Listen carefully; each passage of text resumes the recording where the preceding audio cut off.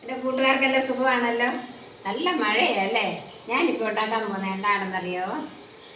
റവ കേസരി. എന്നാ ബാ വീഡിയോയിലിട്ട് വാ, നമുക്ക് നോക്കാം എങ്ങനെ ഉണ്ടാകും. ഇനി സ്റ്റൗ കത്തിക്കുകയാണ്. എന്നിട്ട് ഒരു പാത്രം അടുത്തതിലോട്ട് വെച്ചു. നമുക്ക് ആവശ്യമായ സാധനം ഞാൻ കാണിക്കാമേ.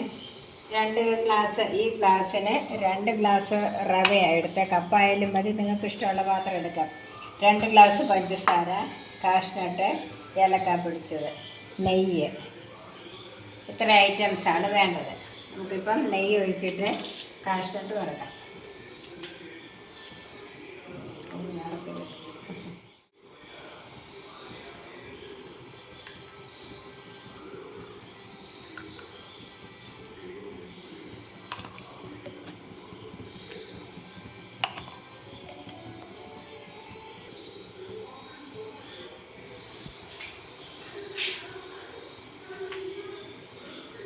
ഇനി നമ്മളിത് കാഷ്നട്ട് വറക്കാൻ പോവാണ്.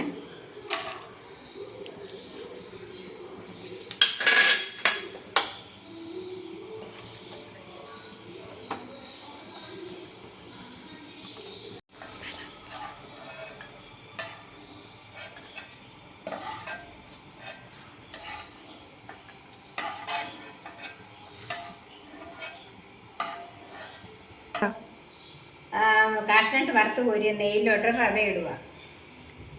കുറേശ്ശെ റവ ഇടണം.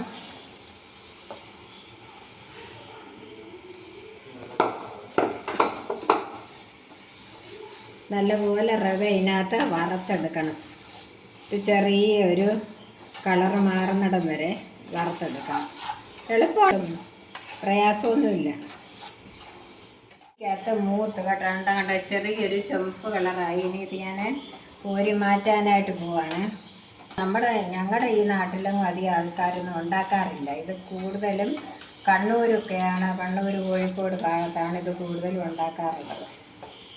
ഇപ്പോൾ എൻ്റെ ഒരു കൊച്ചുമോള് കാനഡയിലുണ്ട്. അവൾ വിളിച്ച് പറഞ്ഞു, ഇല്ല അമ്മ ഇത് ഉണ്ടാക്കണം എന്ന്. അതുകൊണ്ടായിരുന്നു ഇത് ഉണ്ടാക്കാൻ ഞാൻ തീരുമാനിച്ചത്. അവർക്കൊക്കെ ഉണ്ടാക്കി കൊടുത്തിട്ടുണ്ട്. എല്ലാവർക്കും ഭയങ്കര ഇഷ്ടമായിരുന്നു. അപ്പം ഞാൻ ഈ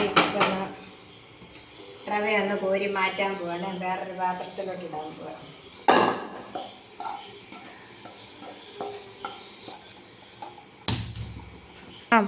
നമ്മൾ ഉന്നയിക്കകത്ത് വറുത്ത് വെച്ച റവ വേറൊരു പാത്രത്തിൽ മാറ്റി. ഇനി ഇതിനകത്ത് ഇതിന് 2 ഗ്ലാസ് റവ ആയതുകൊണ്ട് 4 ഗ്ലാസ് വെള്ളം ഒഴിച്ച് തിളപ്പിക്കണം. അപ്പം നമ്മൾ 4 ഗ്ലാസ് വെള്ളം ഒഴിച്ച് ഇനി ഇത് തിളയ്ക്കട്ടെ. വെള്ളം തിളയ്ക്കാറായ അതിനകത്തോട് സ്വല്പം മഞ്ഞൾപ്പൊടി ഇടുക. എന്തിനാണെന്ന് വെച്ചാൽ ഇതിനൊരു കളർ കിട്ടാൻ വേണ്ടി.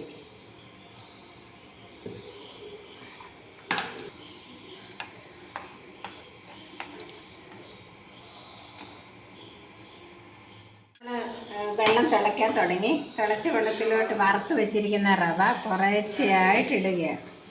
ഒന്നിച്ചിടാൻ പറ്റത്തില്ല, കട്ട കിട്ടും. അതുകൊണ്ട് കുറേശ്ശെയായിട്ടിട്ട് ഇളക്കിക്കൊണ്ടിരിക്കണം.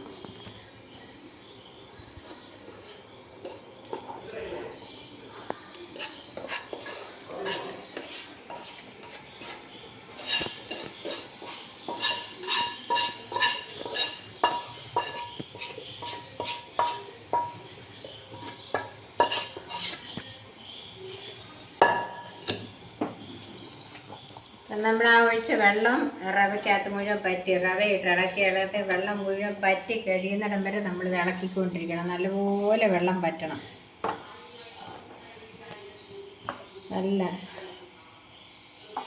നല്ലപോലെ വെള്ളം പറ്റിയെന്ന് കാണുമ്പം ഇതിൻ്റെ അകത്തോട്ട് പഞ്ചസാര ഇടുക.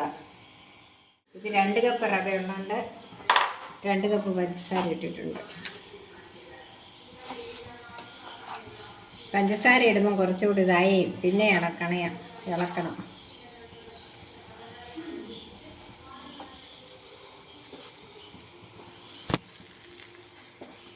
ഇപ്പം കണ്ട റവയുടെ വെള്ളമെല്ലാം പറ്റി, പഞ്ചസാരയുടെ വെള്ളവും പറ്റി, ഇപ്പോൾ ഒരുമാതിരി നല്ല ഇതായി.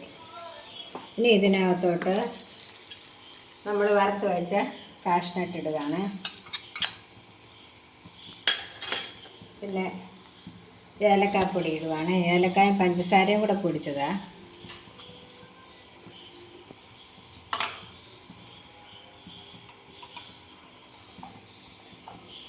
1 സ്പൂണ് നെയ്യും കൂടെ.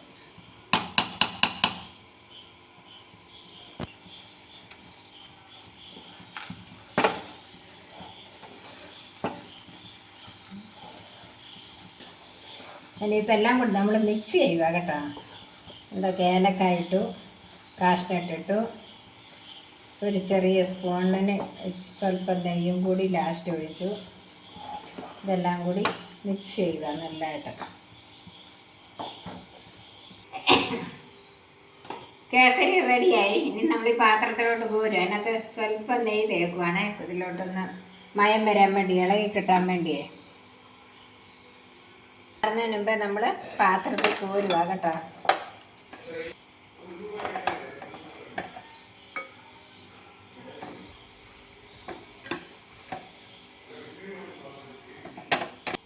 ചൂടാറുന്നതിന് മുമ്പ് ഇതിങ്ങനെ കോരി ഒഴിച്ച് തേക്കണം.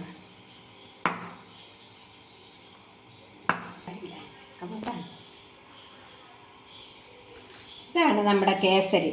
കേസരി റെഡിയായി. പാത്രത്തിലോട്ട് കമത്തുവാണേ.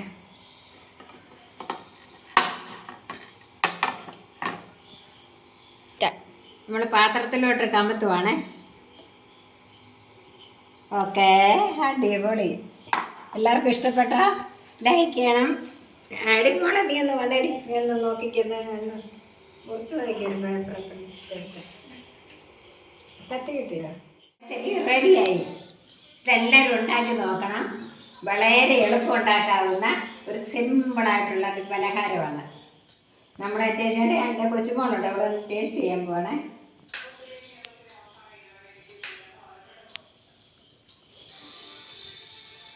കഴിച്ച് നോക്കിക്കേ എങ്ങനെ ഉണ്ടെന്ന്. നല്ല ടേസ്റ്റ് ഉണ്ട്. എല്ലാവരും ഇതിന് വീട്ടിൽ ട്രൈ ചെയ്ത് നോക്കണം. അപ്പം ഈ വീഡിയോ ഇഷ്ടപ്പെട്ട എല്ലാവരും ലൈക്ക് ചെയ്യണം, ഷെയർ ചെയ്യണം, സബ്സ്ക്രൈബ് ചെയ്യണം. പിന്നെ വേറൊരു സാധനം കൂടി, ബെൽ ബട്ടൺ അമർത്തണം. അതുകൂടി ചെയ്യണേ.